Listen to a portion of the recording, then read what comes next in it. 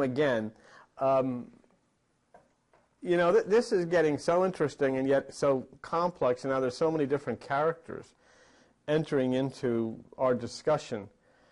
So we've reached a point here of uncovering who it was that wrote all the things that not only wound up in the Bible, but also in mythology, in medical dictionaries, in the history of planets. And when you're able to come down to the point of saying, I think I know who did this, then you can find out what was their intent and, you know, how and how was this all done and what does it mean for you?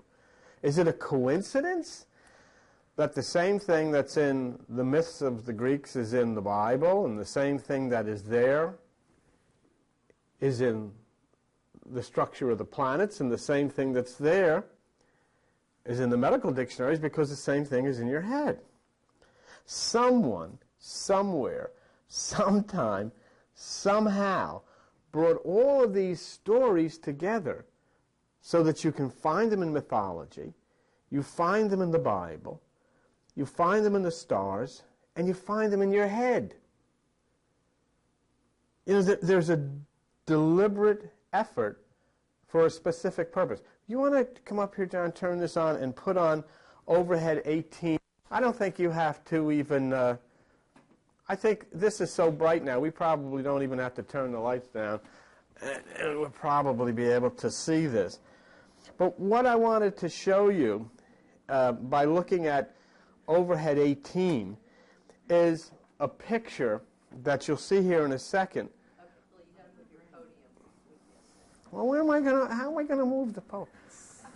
This is a picture of a human brain. And what is curious about it is in the center. You can't see? Okay. Because you can move over to John's chair. In the center of that brain is a quivering piece of fleshy, bony material that is described as white in color with accompanying gray matter, and it's responsible for memory. It's in the middle of this thing. Okay. John, turn the thing upside down. I want to show you. I don't know if you've ever saw, no, upside down. Yeah, that's right.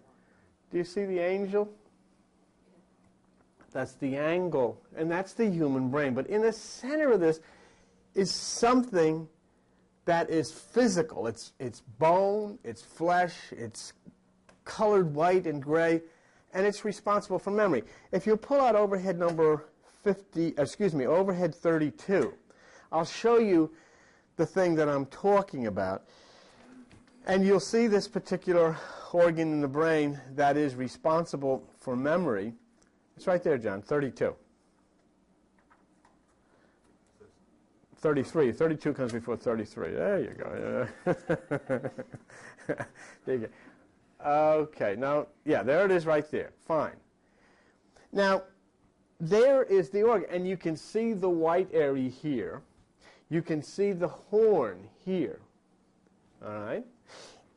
Now, there is the white, and then there's the gray matter, which is part of this thing. Now, this organ of flesh and bone in the middle of your brain was for some reason given a name called hippocampus. You know, that to me is fascinating, to say the least. Why would somebody call this thing in the middle of a person's head a hippocampus? What would be the purpose of that? Why was a piece of flesh and bone in the middle of a brain that has to do with your memory called a seahorse? Because that's what hippocampus means. Given its color, in reality, it's a white seahorse.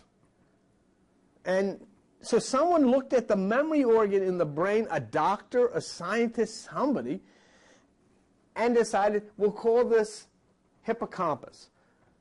We'll call this a seahorse. And then I say, well, why? Does it have the shape of a seahorse? Not necessarily, but that could be a reason.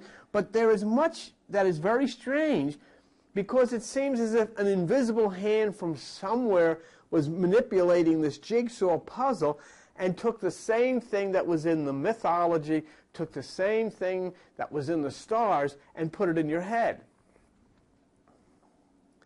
Could the same people have gotten together, said, okay, let's put this in the mythology, let's put this in the Bible, and we'll put this in the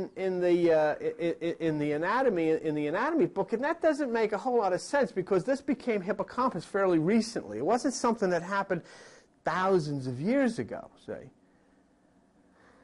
The white seahorse, what you're looking at, this is called the white seahorse, and this is in your head. Everybody sitting in this room has one of these in your head, and it's called the white seahorse. Now, the white seahorse of mythology is called Pegasus.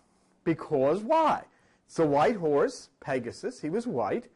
And in addition to that, his father was Poseidon, the god of the sea. So it's a white seahorse. But what was interesting about that is Pegasus creates the fountain for the Muses. And the word muse means the art of meditation. And the mother of the Muses, who is Mnemosyne, is the goddess of memory. The white seahorse is connected to meditation and memory in the myth, and the white seahorse inside of your brain is responsible for memory. And then Jesus, in the book of Revelation, returns on a white horse.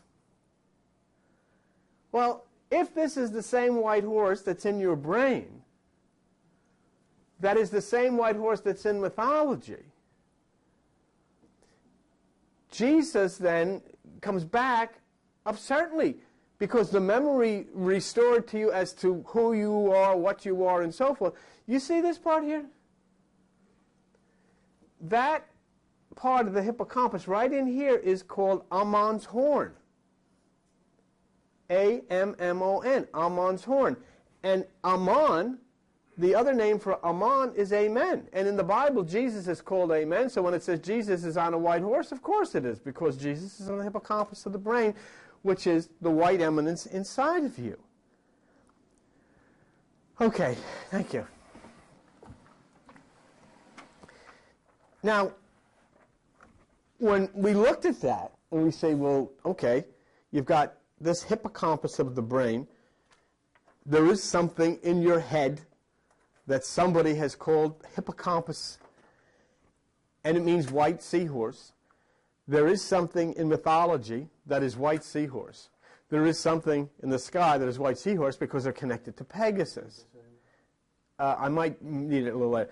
So there is a connection. And then if we looked at Ammon's horn and say, well, there is something in your brain called Ammon's horn that's in the point of memory in the hippocampus or the white horse.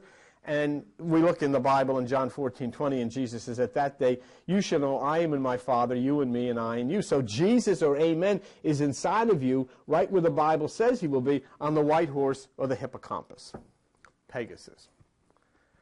Okay. So this, how could this be?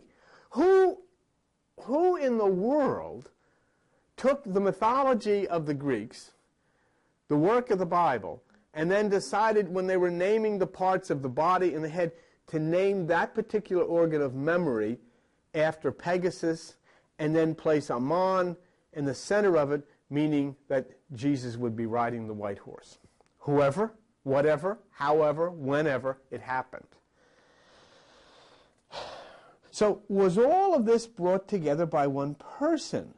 Now, it is obvious that Pegasus, being of the Greeks, and Jesus, whose name is Greek, came from one person. I mean, I know it's still difficult for people who take the Bible literally, but if you do take the Bible literally, you have a Jewish Messiah with a Greek name. Why? Because the same people who wrote the mythology of Greece wrote the Bible.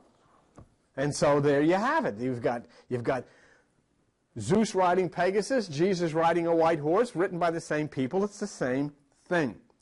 But how about the head? How about your brain? How did the white horse, the hippocampus, Pegasus, and so forth get into there? If you have that material, the stuff with you that I given, if you open to page 35, you'll see something that is reasonably interesting. It's medical etymology, which means the origin of words, in Stedman's Medical Dictionary. Okay, and if you go down the first column, 1, 2, 3, 4, about 5 paragraphs down, it's line. It says the overwhelming majority of our medical terms stem from Greek. So the Greek mythology, Pegasus, becomes the Greek Bible, white horse, becomes the Greek organ in your head, hippocampus. So, did somebody at the time that they were naming the organs in the brain realize that the hippocampus was responsible for memory and that Pegasus is connected to the Muses, whose mother is the goddess of memory? Or was somebody else putting this together? And that's another thought you have to think. Because I've never heard anybody say this other than what we've discussed about it here. But was some other entity putting this together? Did somebody, they say, well, inspire, I don't like the word, but did somebody manipulate the minds of people so that Pegasus of the mythology became the Pegasus in the constellation, became the white horse of the Bible, became the hippocampus of the brain? Did somebody else from another entity, an extraterrestrial, if you would, for lack of another word? Sometimes when you consider how things happen, you gain confidence that the very same experiences happen in your life. How? Yes. Did it really? Well, then we're going to have to get this. We'll have to get this fixed, man. I didn't realize that. How could Pegasus be in the sky as a constellation in mythology, in the Bible, and in the brain, and all coordinated so beautifully for some purpose? And for what purpose? You remember we worked together on 4555. And we proved graphically, I think, that 4555 is a galaxy. We know that's for sure. We connected it to the Bible in the book of Daniel. We know that for sure. We connected it to the single eye of supernova. But now, what happened? Do you remember when I that I was working and a technician came up to me because I was at the time registering all of the towers over 200 feet with the FAA for Comcast cable. And one of the technicians came up to me and said, well, gee, you worked at Bricktown up there for 22 years. You were the manager there. Could you take a look at, your antenna site up there and see if that is okay with you? I said, yeah, I'll take a look at it. When I looked at it, I had been there for 22 years. I had been working with you on 4555, and when I looked at it, the coordinates, the latitude was 40.0555 north. 4555. And I showed it to you. People lined up here. And in fact, if anybody hasn't seen it, I've got the document with me. Aviation Administration. How of all of the coordinates in the universe could I be sitting on 4555 and then working with you for 2 years to develop the identity of 4555? Who did I? Did I, when I moved down here to Bricktown, say I have to move into 4555 latitude? I didn't know that. You know what I'm saying? So how could this possibly happen? Was there the intervention of some higher intelligence that placed me there to prove to me that what we were doing was correct? Any other, I go through these coordinates, and now I'm doing some coordinate work for the company for latitudes all over the country. I have never found one. 4555 is right there in Bricktown. How come? Bill, you're cutting out a lot. Is it really? Yeah. Oh, well, I don't know what to... Huh? No, you can't do without it, that's for sure. Try. Maybe it's, let's try. Yeah, could be. Could be the war. We're going to have to get this resolved. can't keep buying these things every time. Oh, let's try it then. Is it working now? For a couple. Anyhow, so if, for instance, the 45, 55, that I had nothing to do with placing myself at that latitude, yet something put me at 45, 55, knowing in advance that I was going to be working on 45, 55, and we haven't heard the end of that. 45, 55 is still going to play a tremendous part in what we're doing here. So then, if that was brought to me, if 45, 55 was brought to me by some unknown force, who brought Pegasus in the sky together with Pegasus in the myths, together with the white horse in the Bible, together with the hippocampus of the brain?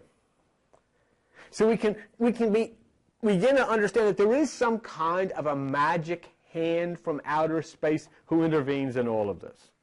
The same magic hand that placed me at 45, 55, if we can believe that, then we can begin to be ready to map out the brain in a harmony with a map that has already been made in the sky. Could you help me? Now I want to do two overheads. I want to look at, if you would, overhead 35, okay? And I just want to show you something here as we look at that. Okay. If we look at overhead 35, we look at the constellation. And up here, you see the constellation Pegasus. All right? Down here, you see the constellation Fornax. All right. Now, let's see if we can map this in the brain. Would you pull out overhead 52? I think it's just about almost, I think it is the last one. If you look at overhead 52, I've taken the same map, but instead of Pegasus being the constellation Pegasus, I'm saying that's the location for the hippocampus of your brain. Instead of constellation Fornax being Fornax, I'm saying that's the location of the fornix of the brain. And instead of reticulum being reticulum, I'm saying that's the location of arachnoid of the brain, because reticulum means the web or the curtain, and the arachnoid is the web of the curtain. If we can start doing this, and you know, we have work to do on this, but if this is correct, if what I'm saying is correct, then the mapping out of the constellations in the sky will have a harmony with the mapping out of the organs in your brain, in the same way that there are 12 constellations in the ecliptic, and you have 12 cranial nerves in the brain, and a right hemisphere and a left hemisphere, as does the universe. So what I am saying then is, if this is true, then by taking the position of the planets and what's going on with the planets and constellations, we'll be finding a way to track exactly what is happening inside the human brain, and you know what is coming and what we are going to see in a big way as far as the renewal of the mind is concerned. Thank you, John. Okay? So we do that. So then when we read of the white horse, now no longer can I look at the white horse in the book of Revelation and think of a white horse or even think of Pegasus. Now I have to think of the hippocampus of the brain. And when I'm thinking of the hippocampus in the brain, I have to say, then there must be a connection to the Pegasus constellation in the sky.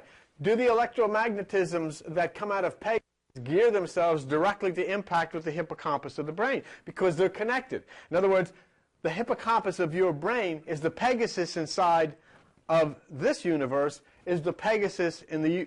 In other words, this is a macrocosm, this is a microcosm, as it is above, so it is below.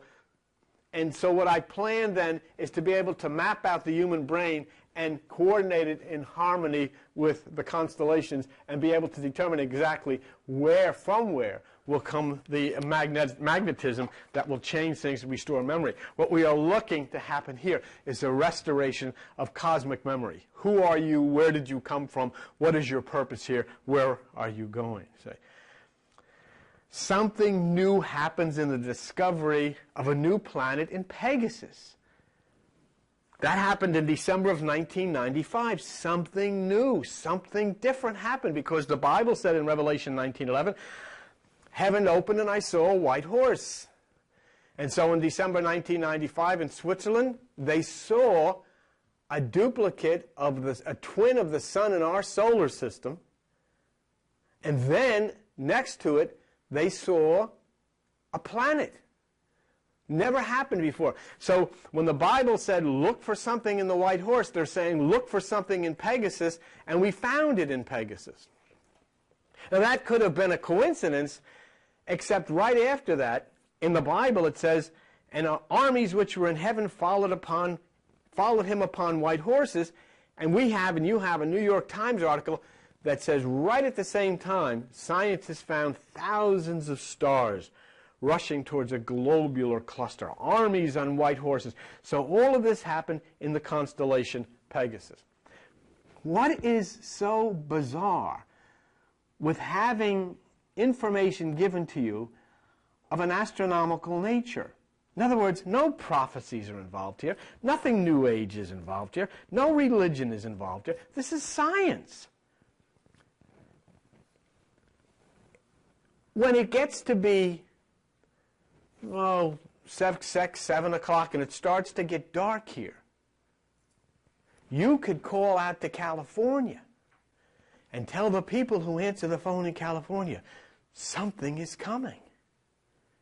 What? Darkness. What are you talking about? The sun is shining. It's beautiful. It's bright. Everything is beautiful. No, it'll be there in about 3 hours. How do you know? Because I'm experiencing it now. Then what is to prevent somebody who lives on a planet that has already experienced these things from telling us something is coming in about 3 hours? And what are we talking about here? We're talking about a change in the behavior of living things that is stimulated by a change in the electromagnetism coming from above. It is so rational, so logical, so easy to understand.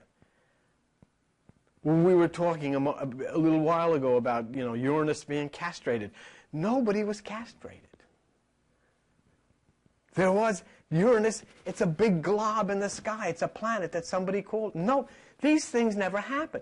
They're ways to describe the effects that will come on living things when a particular energy that comes from a planet is pushed away. That's why in the Bible it says that Satan comes back for a period of time and then falls off again, because it's talking about the movement of the planets and the positioning of Saturn. It says, you don't have to be a prophet to know this. You want to be a prophet? You can find out exactly when Halley's Comet is going to come back over Forked River, right to the second. Whether it be 30,000 years from now, but you can prophesy it right to the second, and you'll be right on the mark. And if somebody looks up 30,000 years from now, they'll say, well, Al said it was going to be here. It's going to be here at 12:15.36. At 12:15.36, it'll go right over the head. And this is all that was done here. People who have already experienced this telling you, just in the same way that you could tell somebody in California it's going to be dark in 3 hours. So these things that we see happen in the sky, we have documented proof that we've discovered. Do you think that that planet in Pegasus just appeared there? It's always been there.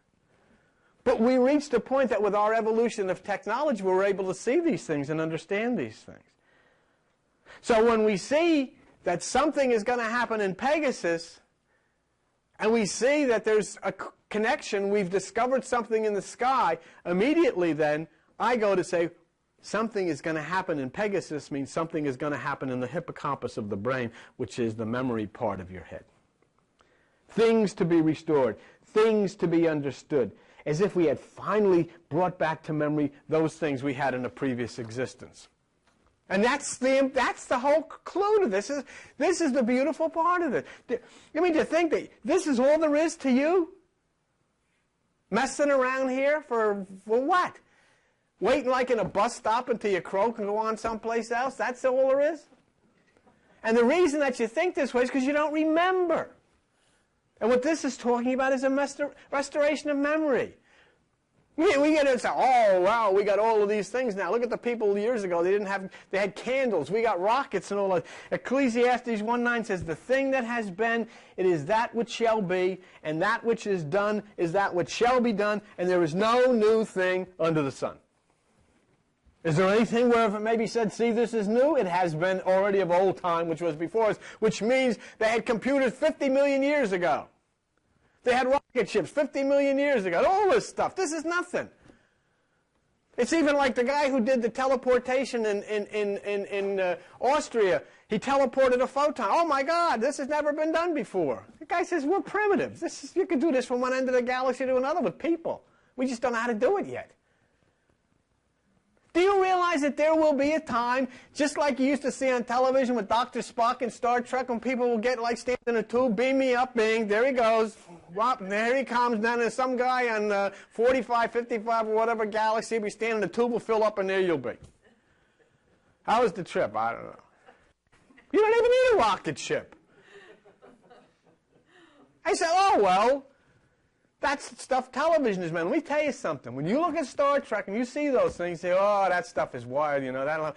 There was a guy back in the 1920s and 1930s who wrote the same thing. His name was Jules Verne's, and he wrote about submarines and rocket ships and the whole bit, which nowadays is, you know, even he was behind the times. So this is what will happen. But it doesn't happen until your memory is restored, and you realize and you remember how to do those things and that you had these things, and that's what's happening now. Somehow we've begun to remember the former things. We've come out of the dark ages of religion. I mean, it is hard. I still get people who are writing me on email are trying to figure this stuff out, but they still hang on to this thing that, you know, Jesus got crucified and all of these things. That didn't happen either. It didn't happen. Why would such a silly thing like that happen? So that some guy named God can forgive you from going to Atlantic City? She played the slot machine. Okay, you know. Why would that be such a thing? Don't you? If we're not willing to acknowledge the existence of mythology, so we can understand rationally the origin of these things, you take it. I mean, you go to Disneyland and you believe it? Is there really a mouse that talks and all of this stuff? Why not? There's a snake in the Bible that talks. There's a mouse that talks. Why not? Hi, fellas. Hi, welcome to Disney. Oh, that's real. I believe that. Why not? There's a lady had a baby and she never had any intercourse. I don't think so. So,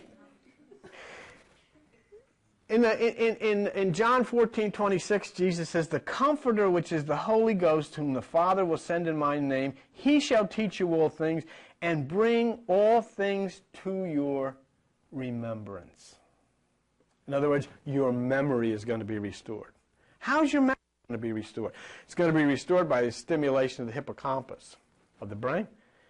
So our meditation now is decreed not only by the writers of Pegasus and the Muses and Monasemi, but also the Greek writers of the Bible, who wrote through the words of Jesus that we have to practice the single eye. That still cannot be done by people in religious circles. They can't touch that. Even though it says it in the Bible, they can't touch it.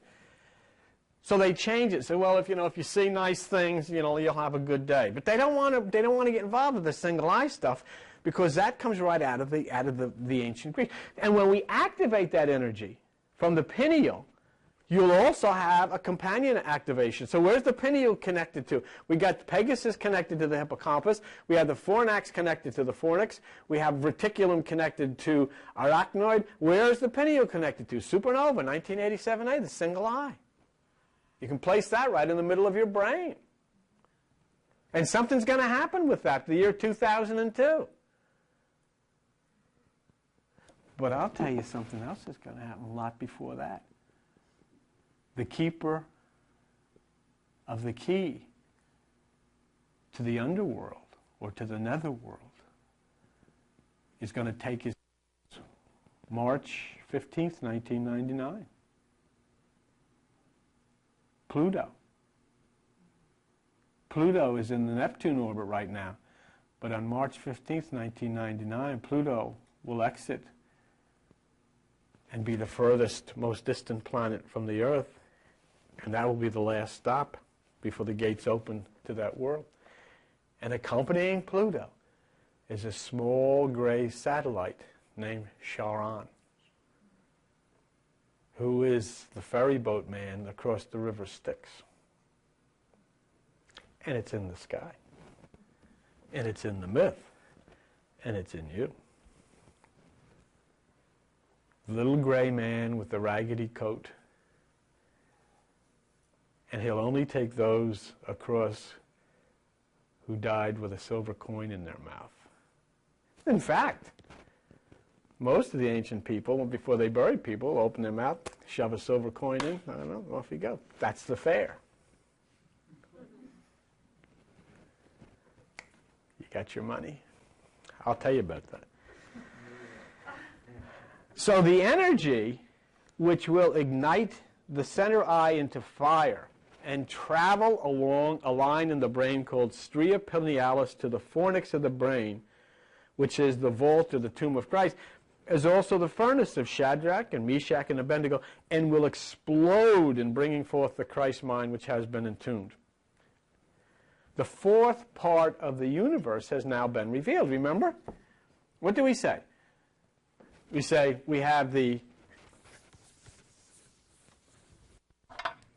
supernova, which is the pineal or single eye, a straight line to the fornax,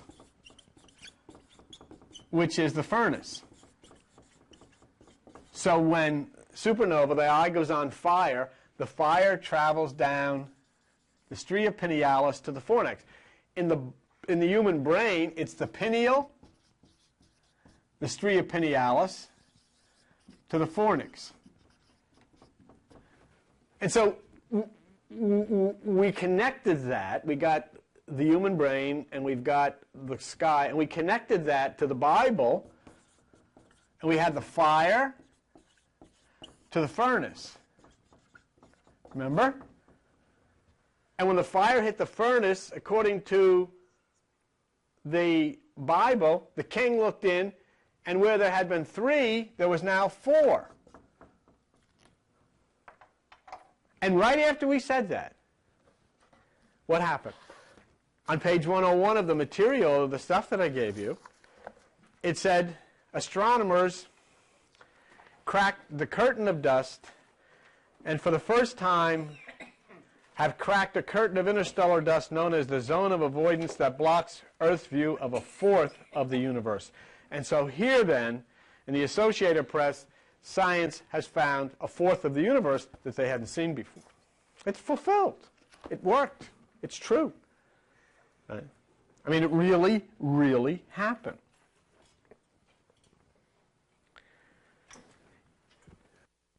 One of the interesting things in dealing with this is to see the obvious connection made by the Greeks of myth with astronomy and with anatomy, the myth, the Bible, the sky, and the brain. Considering Pegasus as the hippocampus, I want to show you something that I thought was interesting. And for those of you who are nurses or doctors, as Joan is, you might find this interesting. The father of medicine in Greek is Hippocrates, Hippocrates. Okay? When a doctor becomes a doctor, he has to take what's called the Hippocratic Oath. All right? This guy said that as far as he was concerned, no doctor should be granted a license unless he was knowledgeable in astrology as well as medicine, because he felt that there was a definite connection between the human mind, the human brain, and the activities in the cosmos, which would seem to be borne out by the fact that leading medical people of the world have chosen to place in the brain names of constellations. Fornax, Pegasus, Hippocampus, you know. What struck me about Hippocrates, or Hippocrates was his name. You see anything there? The horse. Isn't that interesting? The horse. But look at Crates. If you look at Crates, you'll find he was from Malos in Greece. He was a Greek astronomer of the 2nd century who made the first terrestrial globe in the 2nd century. So Hippocrates, medicine, his name means horse astronomer.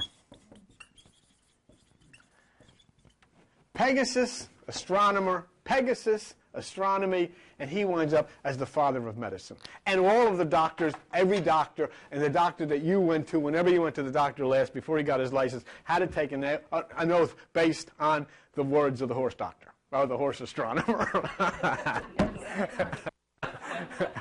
Yeah, well, and some of them do very well as the horse doctor, too, you know. Now, I know that's very interesting. The father of medicine, who states that physicians must know astrology, has a name that connects him to the horse, which would be Pegasus, and memory, and to astronomy as well. As we go along and break this cosmic code which has dumbfounded the world, we'll also have to list those elements that we'll spend more time with down the road, and that would be Pegasus, the Muses, Apollo, Mnemosyne, Zeus, Orpheus, the Argonauts, Uranus, the Cyclops, the Titans, Cronus, Rhea, Saturn, Demeter, Hades, Poseidon, Conchars, Tartarus, Styx, Charon. Each of these plays a critical part in our search and in mapping out the brain in conjunction with astronomy and mythology. You see, all of these things represent parts of the brain that are responsible for different physical manifestations. Everything in mythology has to do with how your brain connects with the universe. The whole thing is about. Everything in the Bible has to do with how your brain connects to the universe. Just as there's 9 Muses, they were responsible for 9 parts of the brain, and then there were 3 Cyclops, which were responsible for 3 other parts, which are the 12 cranial nerves of the brain, which connect to the 12 zodiacal signs. What in the world, you know? But we have people who know nothing, who tell us you shouldn't get involved in this. Totally ignorant people who have no concept of what this is about, and we follow them like, you know, the Pied Piper. But the people, the Greeks who wrote this stuff, they wrote the Bible, they wrote most of the terms in Stedman's Medical Dictionary, they wrote the astronomy. What is their influence? Who are these people? Where did they come from? How come they were so smart and everybody else was so fakakta all the time? Nobody knew nothing but these people. When you pick up a Bible, many of you say, I can't read this. It's all Greek to me. And you're right. It is. And they took every bit of this stuff and twisted and turned it into these stories of myth, of people being crucified because it's an astronomical phenomenon. The sun goes through the Southern Cross. Of people being in the furnace because it's an astronomical phenomena of fornax. Of white horses because it's an astronomical phenomena of Pegasus. But they're also in the brain. The Greeks called themselves Hellenes, Hellenes, and they thought of themselves as different from all other. They called everybody else barbarians. Where did these people, where do they come from? Well, you want to find out who wrote the Bible. And you look in the Bible, and you look at the Greeks and their early culture, and then you look at the Bible, you can see the connection. In the early part of Greece, women were considered with slaves and serfs as non-citizens. That's why it's in the Bible, because that was their culture at that time. The husband headed the house and was responsible. For the wife ran the house and raised the kids. The wife supervised the slaves, but the husband supervised the wife.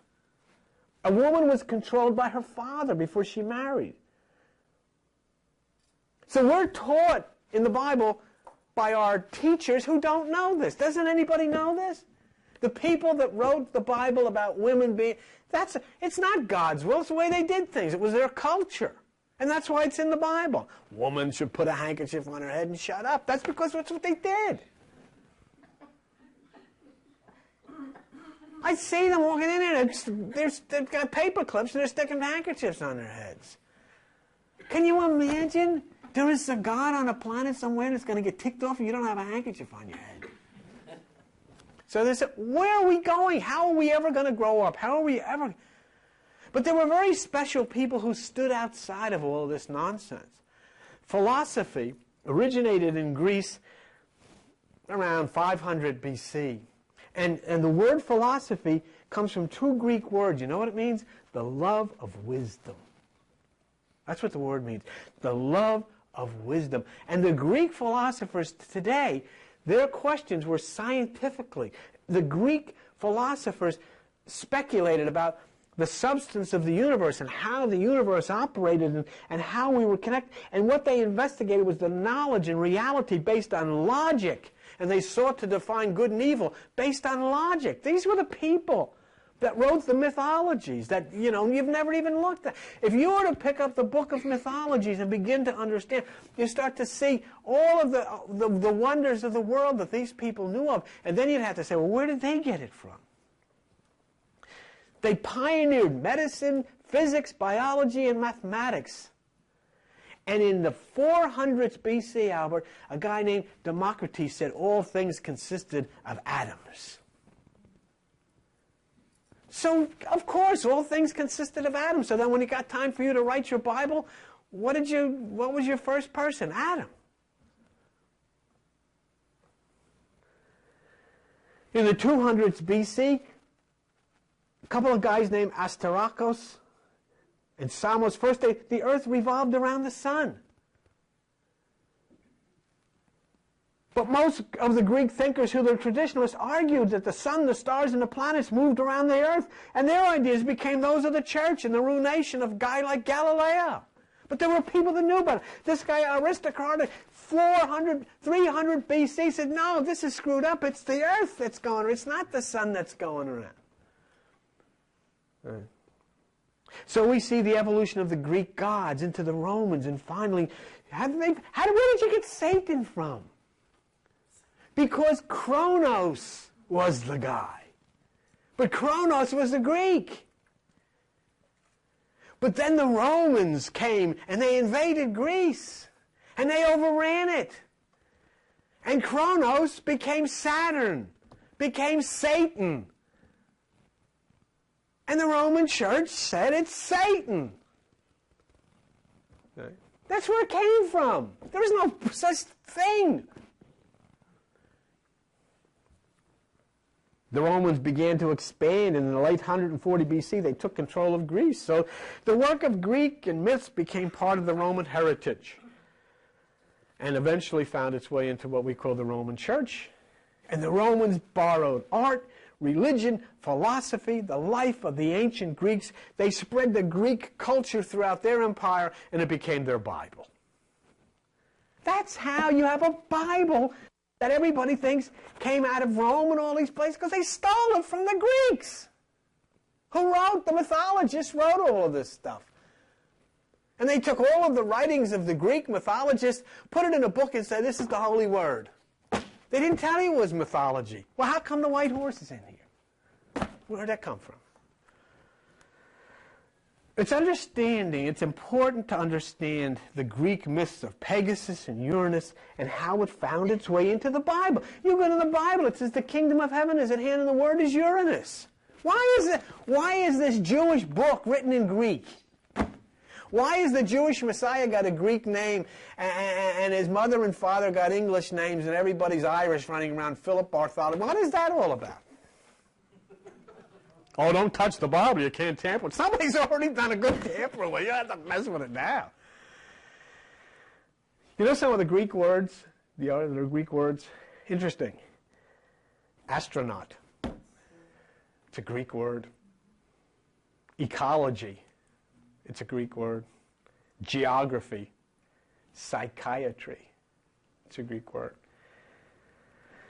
They used in the art, but where did the wisdom come from that we're finding now? The wisdom that had been destroyed by the Romans who founded our religious institutions. The first known Western philosophers lived in ancient Greece back around 500 BC. And they tried to discover the basic makeup of things, the nature of the world and reality. And most people at that time had relied on magic and superstition, but the Greek philosophers considered that naturally to be unreliable. They sought answers by thinking of logic, see? The things that our religious heritage doesn't allow us to do now, studying nature and thinking. And what happened is, as the Greeks were studying nature and thinking, when the Romans came along and your church came along, they replaced that. No thinking. No thinking allowed. You have to have faith. And you can't have faith in God because you never met God. So you'll have faith in what I tell you about God. See? And if you do have faith in what I tell you about God, you can sign the card to be one of us. And then it'll cost a few, bucks. A lot of bucks. So there's the deal. There's the whole deal. That's how the very thing happened. When you say you have faith in God, there is no such thing. You are having faith in the version of God that somebody else gave you. In other words, if Norma told you about God, you are not having faith in God. You're having faith in her that she knew what you were talking about or what she was talking about. Let me be out of here in a second. So let's just look at one little thing and then we'll go.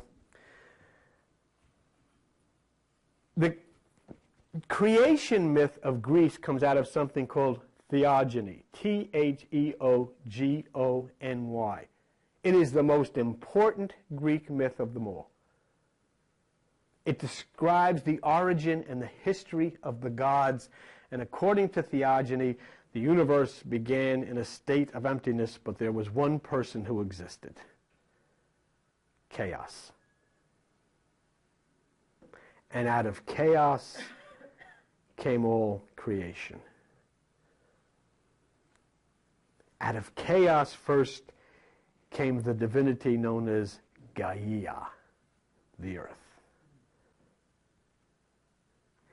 And out of Gaia, out of the womb of Gaia, came Uranus, the sky king. And so there's the marriage. Uranus and Gaia were married. And Gaia produced children with Uranus, and the children produced between Gaia and Uranus were called the Titans. And remember something, Gaia is where you walk. When you step foot on the earth, you are treading on the womb of your mother, Gaia, and she is now waiting as her husband is returning to claim his bride. And does he have a score to settle with one of her kids who had the sickle in his hand?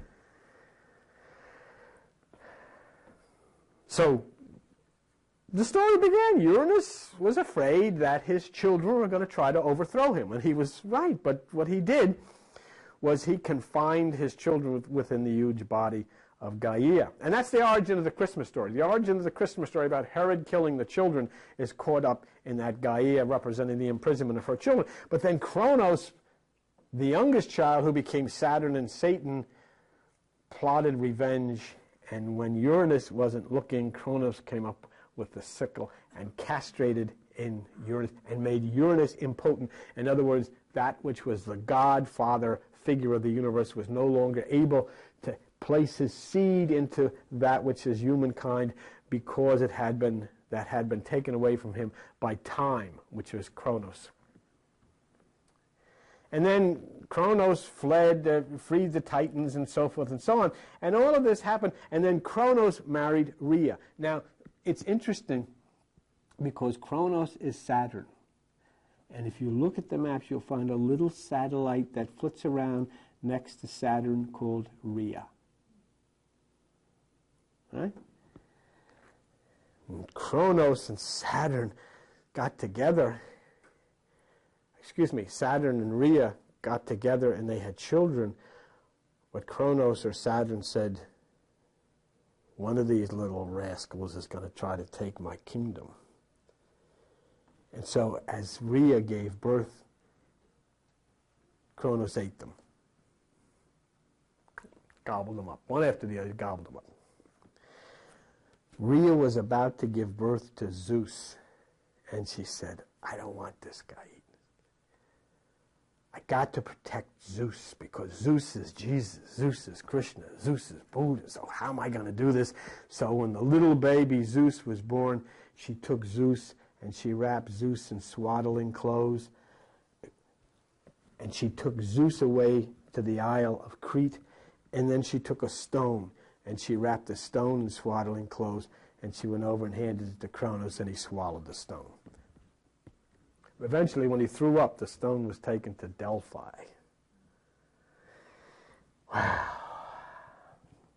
And so then Zeus grew up and he returned, and he took on Kronos, and he tricked Kronos into drinking a substance that made him vomit all the children. Blah, all over the place. The children had grown to adults inside of Kronos. They were adults now. This is true.